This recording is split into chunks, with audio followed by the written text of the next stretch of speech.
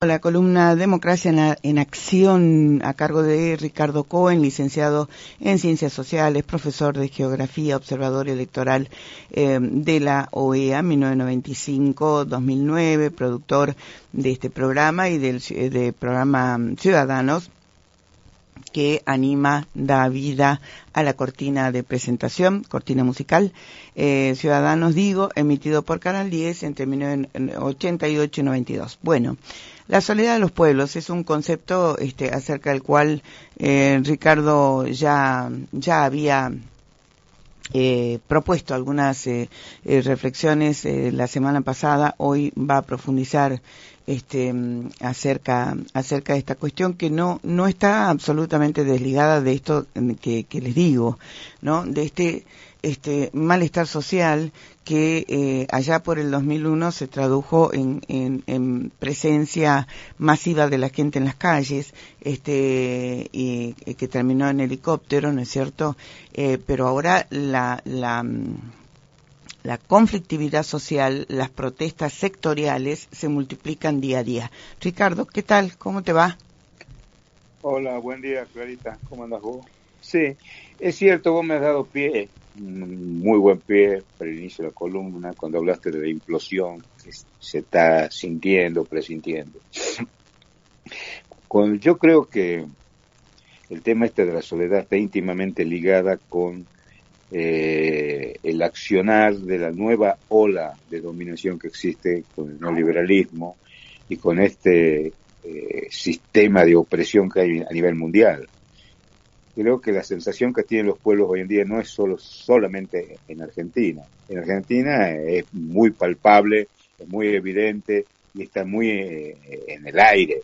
Pero había que preguntar qué pasa con el pueblo ucraniano, qué pasa con todos los pueblos del mundo que están sufriendo guerras y en donde los pueblos están absolutamente solos, porque son estructuras contra estructuras. Y aquí el pueblo ha quedado escindido, separado, y es, digamos, la moneda de cambio de alguna manera para seguir manteniendo esas estructuras de violencia, de opresión y de dominación que hay. Esta frase de que los pueblos estamos solos es una frase que imprime realmente un sentimiento de orfandad civil y que se expresa por quienes deberían ser escudos, porque los que deberían ser escudos desaparecen, desertan y se transforman en enemigos. La soledad del pueblo, digamos, es un sentimiento de abandono, con una casa vacía, con una casa hueca.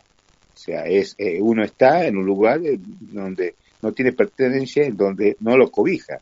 Un pueblo que no tiene cobijo de una gran casa que sería el Estado o la patria misma. Esta ingeniería del despojo y de la maquiavélica maniobra, en realidad se sustenta en algo que ya lo venimos mencionando, que lo viabiliza de alguna manera el famoso método Luntz, cuyo magistral juego en realidad se basa en que hay una manipulación del mensaje, en que se basa en las escuchas que el pueblo quiere oír y desinstala el sentido crítico. O sea, que se le dice a la gente cosas que la gente de alguna manera quiere oír, sin dejarle posibilidad de crítica, de análisis crítico de eso. Ahí, a eso me refiero cuando se comenta siempre, cuando se hacen las encuestas, por ejemplo, en la calle, en donde la gente manifiesta que, bueno, hay que seguir esperando, que hay que ver cómo termina, y bueno, que las cosas son así, porque hay toda una impregnación en el inconsciente de la gente, en donde se basa una esperanza fallida, ¿sí? En una esperanza que no se va a concretar nunca. Durante décadas el pueblo argentino, así, mirá, yo ayer estaba conversando con la persona que vino a hacer un arreglo acá a mi casa y me decía, y bueno, si antes había 40, y es lisiado la persona esa, ¿no? Y si antes había 40 lisiados y resulta que lo han echado está bien y ahora quedamos 10, digamos, por decir la cantidad. Y los otros 30 no se quejan, no aparecen. Bueno, es porque la cosa de alguna manera se están haciendo bien. Entonces digo, anda a comprar un kilo de carne. Bueno, sí, ya comemos otra cosa. Así está la gente. Entonces, esa soledad, o sea, Perdón, te voy a sí, interrumpir un segundo, perdón la mala educación. Pero vos sabés que la percepción que yo tengo es diferente. Y claro, fíjate de lo que estamos hablando, de percepciones, percepción, de conversaciones, así, como te diré, fortuitas, casuales, ¿no? sí. Que tenés vos, que Sí, tengo que no se yo. puede generalizar tampoco, ¿no? Claro, que no se pueden generalizar porque, digamos, en contrapartida, ¿no es cierto? Puedo, compartir también, ¿no es cierto? Con vos y con la audiencia, Ajá. que al revés, yo noto cada vez más en las conversaciones casuales que uno tiene en la calle, ¿no es cierto? El descontento, el mal humor, el cansancio, la desesperanza, en eso sí coincidimos. Bueno, estos se tienen que ir, yo no los voy a votar de nuevo, pero no hay quien tome el timón, ¿no? Ujú. Es lo que Así me es. dicen a mí. Sí, sí, sí, yo también lo escucho eso, sí, pero todo es la base de una soledad, a eso me refiero yo. Ujú. Todo está englobado y lo cubre una base donde nos dejaron solos, o sea, no, a eso, esta columna, lo que yo quiero representar es justamente eso. Los matices que hay dentro de esa soledad son los que estamos marcando acá. Por un lado la resignación, por otro lado la bronca, pero todo dentro del marco de una nube de soledad, porque uno mira al costado, y eso es lo que quiero recalcar, la ausencia de a quienes nosotros le dimos el mandato, es el punto.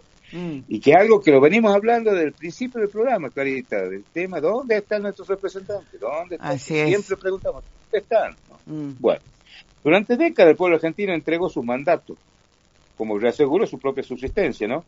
Confiando en que la representación era un contrato de sangre y palabra.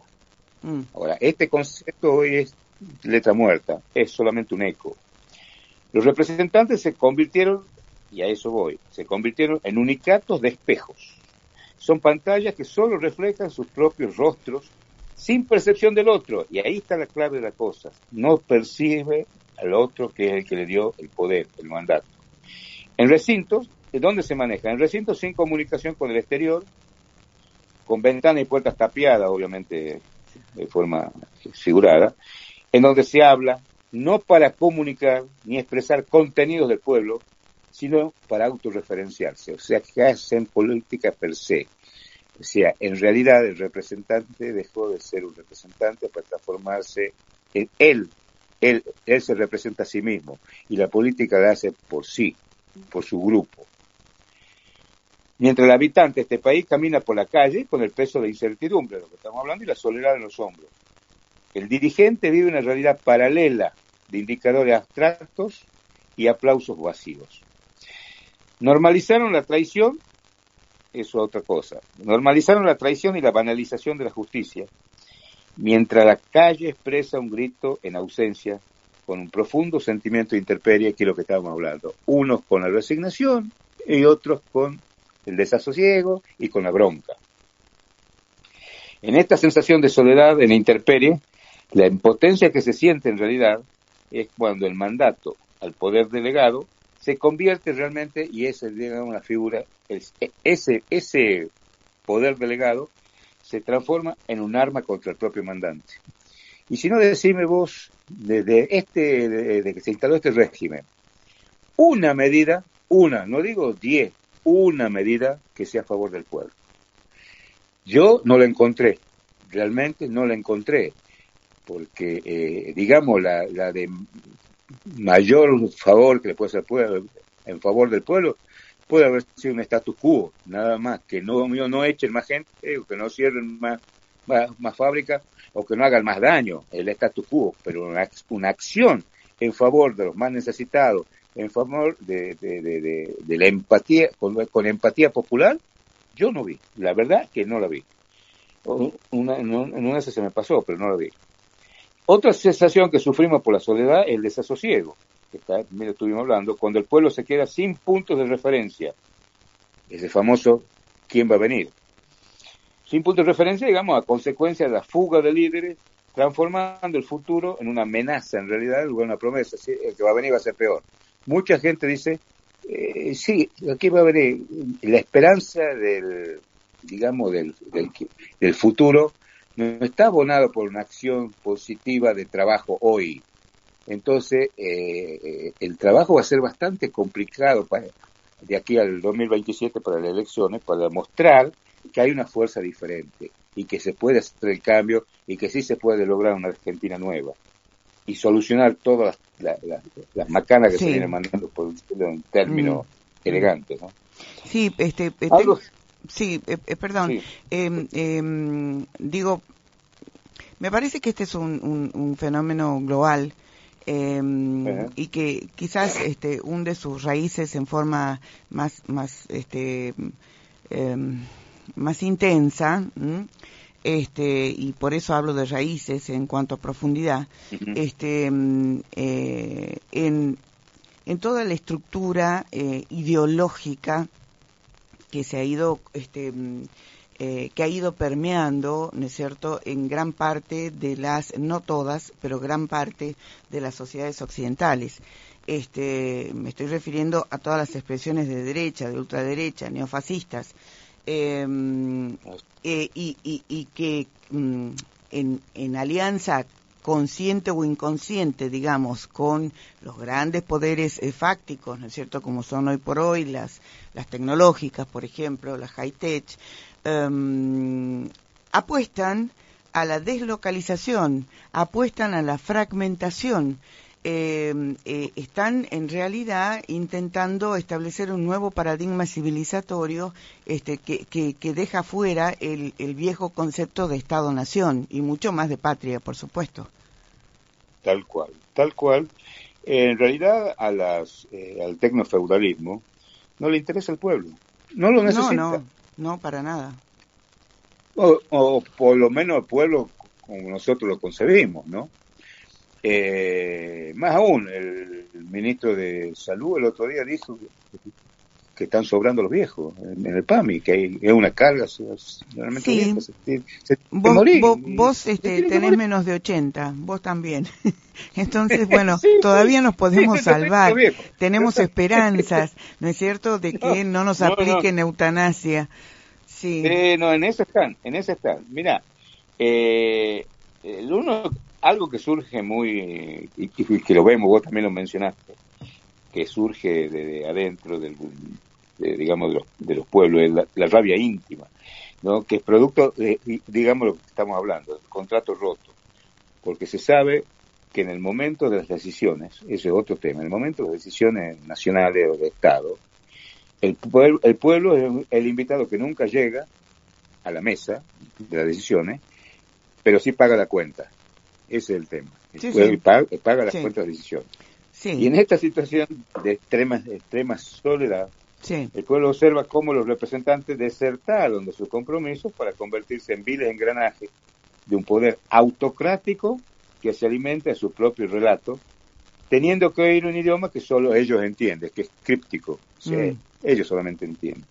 En la base de la lógica, un ministro como Adorni ya se tenía que haber ido hace 15 días, en cuanto a la lógica del análisis popular o crítico. No se va. Todos. No sé si se va a ir. Todos, porque un tipo como Lugones, ¿no es cierto?, que dice, bueno, el PAMI está mal porque tiene la mayoría de sus afiliados tienen más de 80 años y hay hoy por hoy abuelos, hijos y nietos dentro del PAMI. Ese es un tipo al que habría que haberle pedido la renuncia a los 5 minutos de decir eso, y bueno, y así estamos. Por eso es un idioma que no es el nuestro, es el de ellos, con ellos funciona. Y en esta situación de extrema soledad, el pueblo observa cómo los representantes van desertando cada vez más de su compromiso para convertirse en ese vil engranaje, ¿no? La fuga de los representantes no es física, están ahí, no es que se han ido, ¿no? Están ahí en los despachos y en las pantallas. Pero sus brazos y corazones emigraron lejos de la necesidad común, y al final del día, el argentino se retira a su hogar con la certeza amarga de que la representación ha muerto por abandono de personas. En realidad, los representantes han abandonado a las personas.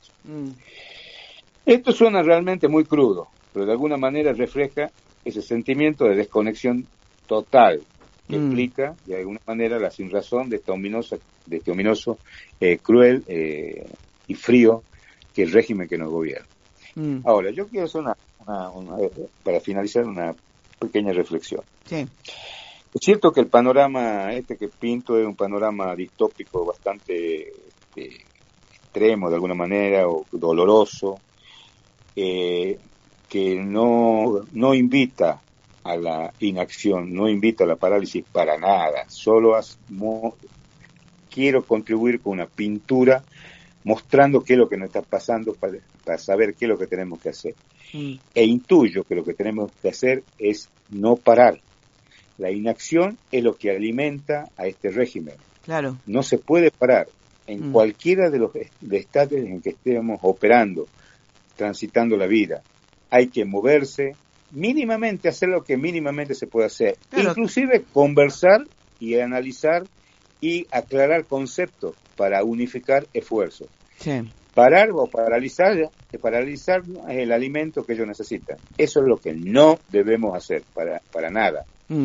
Y más aún, pensando seriamente en cambiarle el nombre a la columna. Democracia en acción, creo que es una palabra demasiado grande para este momento, porque yo creo que realmente la democracia en este país ha dejado de existir ya hace rato. Y en la gran mayoría, diría, ¿no? En y en la gran mayoría. Sí.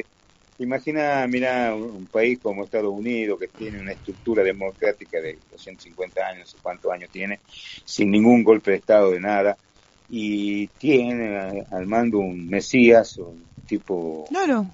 Un Mesías que hace lo que quiere. Y sí. Que hace lo que quiere. No obstante, sabiendo que no va... lo interesante, él sabe que no va a ser reelegido, no le importa, y sabe que tiene una elección que le puede producir un daño importante con el juicio político. Tampoco le importa. No, porque tienen de su lado el poder real, que es el poder claro, económico, financiero, ¿no es cierto? Y hoy por hoy representado por las tecnológicas, por el tecnofeudalismo. Están respaldados por eso. Esos son en el fondo los grandes capitales de Wall Street, ¿no es cierto? Eso lo venimos hablando del principio eso lo tenemos muy claro, pero bueno. Mi única, ¿sabés qué, Richay? No. Mi única esperanza es que, digo yo, sin identificar y me hago cargo del término, porque antes yo prefería hablar de adversarios. No, acá tenemos enemigos. No. Cuando la gente está muriendo, hay enemigos. Entonces, si no los identificamos, si no sabemos exactamente contra qué debemos luchar como pueblos, difícilmente podamos hacerlo. Entonces, estas reflexiones vienen a cuento de una exploración de identificación, esto es. Así es. Y por eso es importante conocernos.